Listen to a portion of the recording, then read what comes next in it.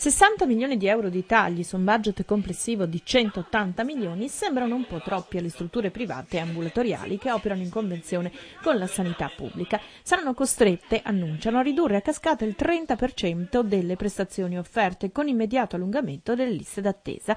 Effetti della spending review, fanno eco presidente del Veneto e assessore regionale alla sanità. Rispondo che il rapporto pubblico-privato è un rapporto che è inevitabile nella nostra regione. Io credo che una buona, sana competizione tra il pubblico e il privato ci voglia, serve anche a noi come pubblico.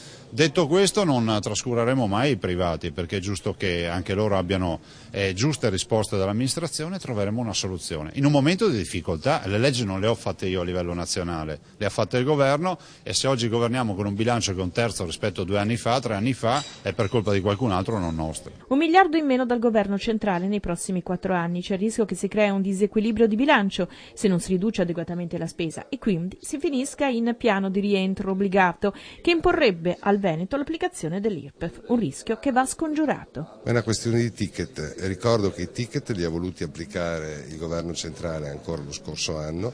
Noi abbiamo fatto ricorso alla Corte Costituzionale, purtroppo abbiamo perso proprio perché la materia legata appunto alla tassazione è materia esclusiva dello Stato.